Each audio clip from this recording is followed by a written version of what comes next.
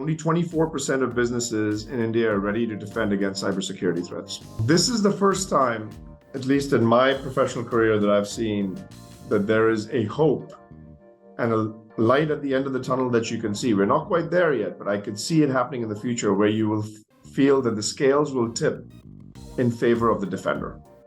In the tech journalism circles, we used to call Cisco, Cisco is like the government, it's everywhere. Be able to detect a threat when it happens, respond to it, remediate it, recover from it, and get back into operational mode within a very, very short time window.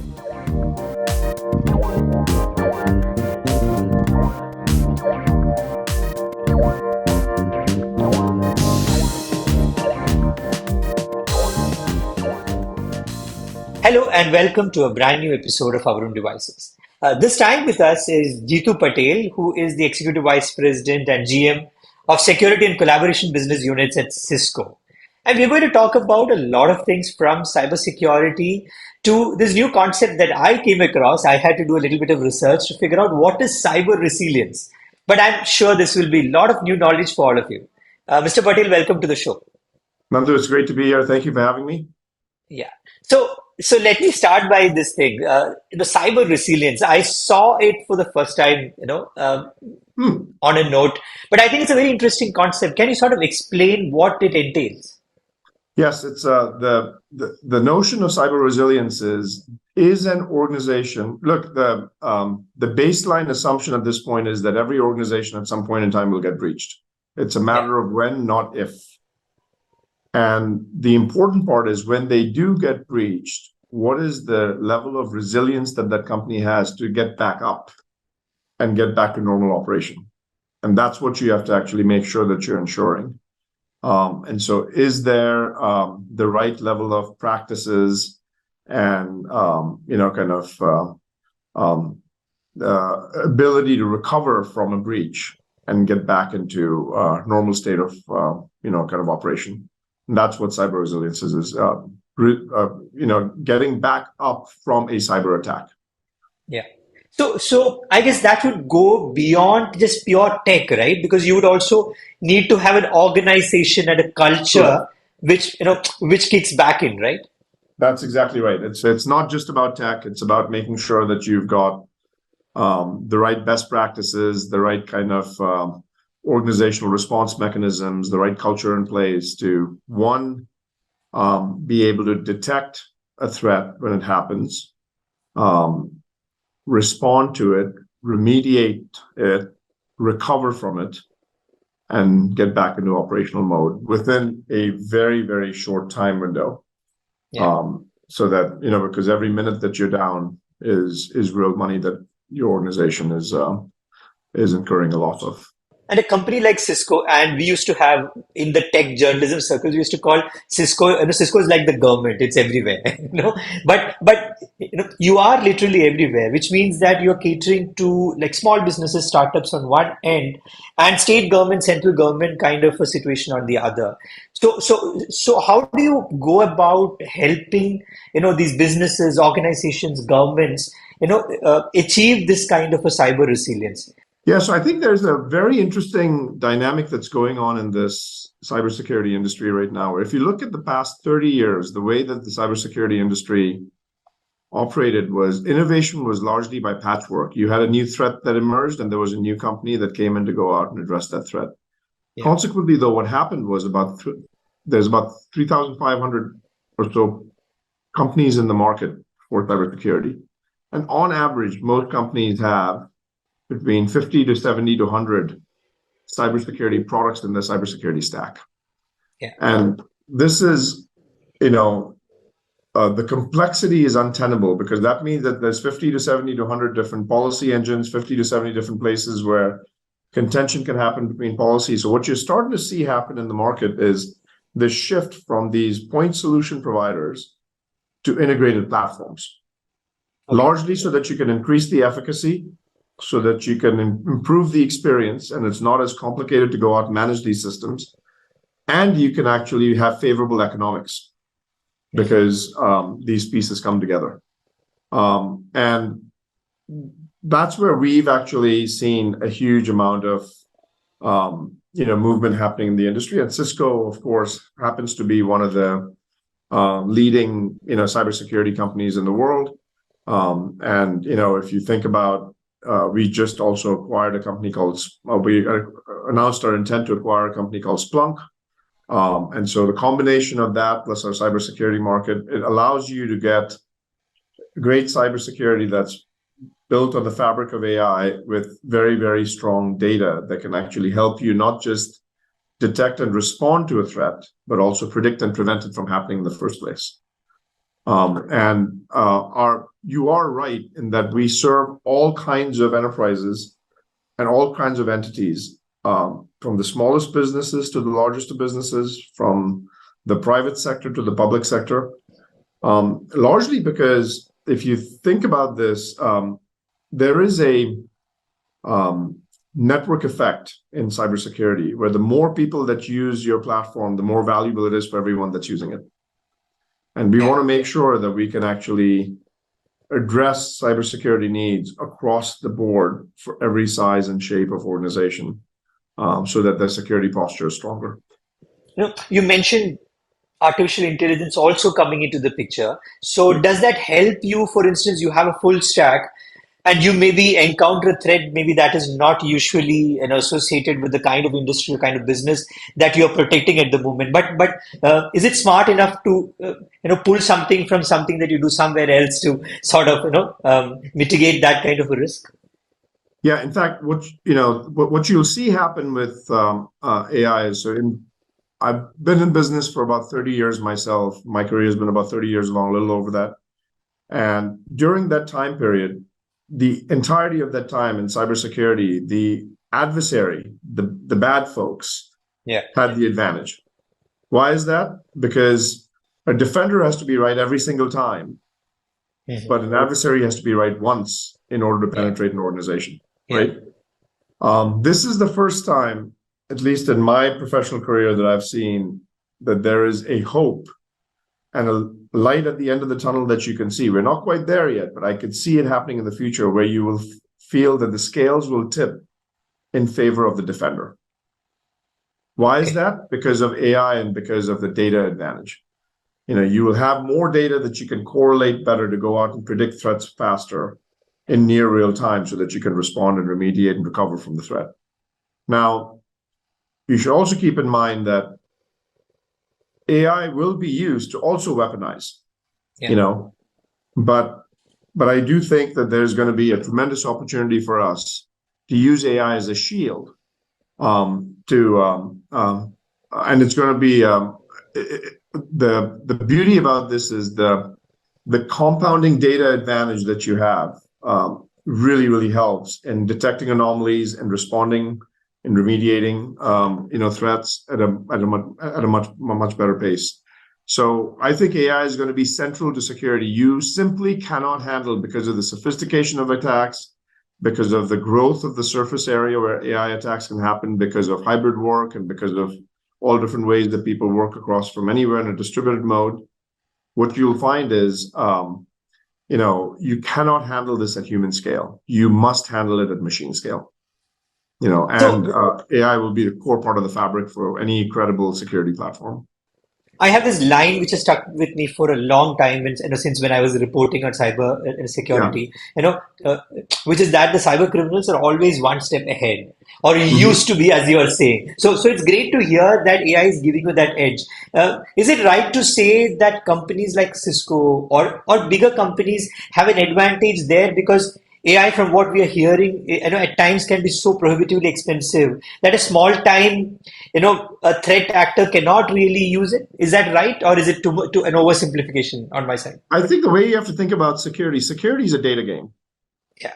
Right? The more data you have, the better you can correlate the data, the better you can predict, the better you can respond, the better you can remediate, the better you can go detect anomalies, and on and on and on. Yeah. And so there is an advantage that a company of our size and scale has, because we can take security incidents that are happening in the industry. We can take the behavior anomalies and construct a pattern around it.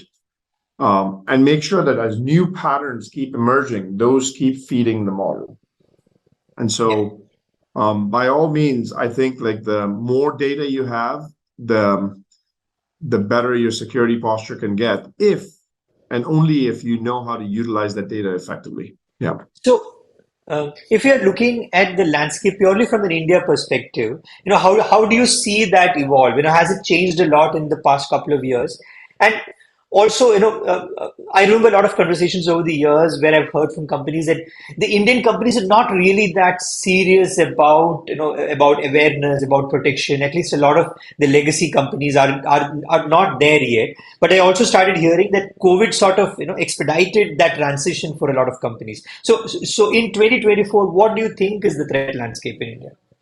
Look, maybe I'm biased, but I actually see a tremendous amount of progress made in India, to the tune that I actually think the world should notice India as one of the, indicators of, or one of the leaders in discontinuous thinking. It's not just incrementalism. It is Yeah, actually really disruptive thinking that's happening in India right now. And it's happening both in development in the public sector and the private sector, and the partnership between the public and private sector is actually very strong. And you can't say that about every country, every geography, that whether one might be in. So I'm actually very impressed with India. Now, I think the progress that has very visibly been made has gotten the world to notice over the course of the past few years. And I think there's a lot more exciting stuff ahead that can also happen around this notion of digital kind of resiliency, and making yeah. sure that there's an element of continuous innovation to get better. But I'm not finding in my conversations with customers and with the public sector a lack of desire for them to actually participate in the dialogue. In fact, I'm finding the exact opposite. I was That's great. recently at Davos at the World Economic Forum, Yeah, and I was so impressed at India's presence and the coordination across all the different entities at Davos. yeah. So I'm quite impressed, and we think that India is, it's one of our top markets, and it's one of our fast-growing countries in the world, and we're going to be investing a lot in India moving forward. The other thing I want to ask you is that could you explain, you know, the security readiness index that Cisco has? How does that work, and how does a company in India, for instance, use it? Yeah, I think the thing that we're looking at within the reason we created the index is we wanted to make sure that people could look at that and say, how are they doing as it pertains to the readiness of their own organization and the posture that they have for security when benchmarked against others, right? And we should get you that data. I don't have it off the top of my head, but we should Yeah, get you that data, Nandu, on what we've actually seen as results with the Security Readiness Index. But there's the reality is that globally it's a very small percentage of companies that are actually, frankly, today ready for for a cyber attack. And most organizations expect it, but very few are actually ready and resilient, to your point earlier when we opened this yeah, yeah, conversation. And so there's a lot of opportunity over there. And the way that we've actually thought about it, there are three distinct areas. Like, for example, only 24% of businesses in India are ready to defend against cybersecurity threats. Like, that was one of okay, the kind of yeah, findings we had. What we are actually seeing is that the only way that this kind of issue gets resolved is continued kind of level of investment and education in cybersecurity. So there's three different areas that we are actually focused on in cybersecurity. One is we have to increase the efficacy of cybersecurity programs and organizations on our side because of the use of our products. So we will make sure that that happens. Second is the experience on managing these cybersecurity environments has to get simpler. Right now, I think the cybersecurity industry as a whole has done a pretty poor job of creating a simplified experience. It's still a very intimidating kind of field for most people, and especially if you're a average layman citizen, having all the technical knowledge and know-how to say, what do I need to do to keep myself and my identity protected? It's a pretty hard thing to do. So we as an industry have to make it simpler. And then the third one is we have to make sure that it's feasible from an economic standpoint. So efficacy, experience, and economics tend to be the three big things that we are focused on to go out and drive a level of progress. And I think India will be a benefactor of that, just like the rest of the world. And, the one nice part about India is it's our second largest footprint outside of the US on engineers in the geography. And we are seeing a lot of kind of very sophisticated cyber work, AI work happening in India right now. And I was here, I came in yesterday, and we had about 20 or 25 demos that the teams had prepared on all the new ideas that they're actually excited to share. Yeah. And it's just a very vibrant economy. It's a very vibrant place. And I think there's a spring in the step of every Indian, and there's a confidence that did not used to be there when I was growing up in India. And it's really heartwarming to see that. And, my nieces and nephews and all of these kids that are growing up and getting into the workforce, it's actually very heartwarming to see the level of confidence that they have and the level of enthusiasm they have about the tech space in general. So, if I can ask you one last question. Yeah. How do you see 2024 pan out? Like, what are the kind of challenges you're looking at? And we are also seeing some things like the AT&T attack in the US, or the I should not be using the word attack, but yeah, there was a fear that there's something of that scale could happen and could keep on happening again. So how are you looking at the challenges in the coming year? Look, I think you have to assume a few things in cybersecurity, in the world of cybersecurity. There is never a state where you eliminate the risk of an attack. Mm-hmm. You can only mitigate the risk, right? And you have to assume there's a few things that we think about when we build product. Number one, that you're going to work in a heterogeneous environment where people are going to have multiple products, and they have to they have to interoperate with each other.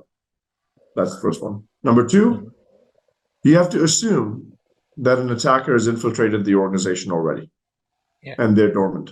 And that is the baseline assumption that you have to have, that chances are that in most organizations, India and elsewhere in the world, the adversary has already infiltrated you, right? And you have to operate with that assumption. And number three is you have to operate with the assumption that you have to make this simpler and simpler for people to use, because there's just not that much, you do have a shortage of really talented, skilled labor in cybersecurity as an industry. And so if you can reduce the dexterity that's needed for going out and using these tools and managing the tools in your environment, the better off you're going to be and the safer we're going to be. And you have to also assume that the downside could be pretty catastrophic, because critical infrastructure could get attacked. You could have your financial services system go down. You could have your hospitals go down. You could have your power grid go down. Those are very, very damaging kind of consequences. And so given that, I think what you'll see in 2024 is there's going to be a tremendous amount of investment in AI. AI is going to be in the core part of the fabric of any credible cybersecurity company in the world. You will see a fair amount of, investments made in data and how data can then be correlated so that you can graduate certain things. Security is a game of finding a needle in a haystack. Yeah. Right. And you have to be able to find exactly the pattern that's going to cause damage, and then make sure that, because only 20% of the vulnerabilities that you detect in most organizations worldwide ever get patched. 80% of them remain unaddressed because most people don't have the resources to address them. So number one, it's very important to identify the sequence of vulnerability patching. That's important. And number two, it's very important to make sure that you augment humans with automation. And and that uh, and that needle in the haystack is better visible with AI, if I understand that right, right? It's actually impossible to do without AI because of the Without volume of it, attacks, yes, right? yeah, And yeah, so the yeah, only way you can address this problem is through machine scale. You cannot do it at yeah. human scale anymore. Human We scale, have gone yeah. past that point, and so the way I think about it is there's only going to be two classes of companies in the future. Hmm. They are AI forward companies and companies that become irrelevant. Okay, You know, that's everyone will have the benefit of AI yeah. to progress them forward. But here's what's very important. I actually believe that AI to go out and add the human in the loop is a very important, kind of design construct. Hmm. This is not about eliminating jobs. This is about actually making every job more dexterous in what they do. Imagine Yeah, if everyone had an AI assistant. From the time that you joined a company, you had an assistant that always helped you. That was your Sherpa. That was your aide in going out and doing yeah. what you needed to do. And that'll be the case that's the world that we're going to live in. So, Mr. Patel, thanks for this very insightful conversation. So, yeah, thanks for being on the show. It's such a pleasure to be here. Thank you, Nanda, for inviting me. So, we'll be back again next week with another great speaker and a lot more insight. Till then, goodbye.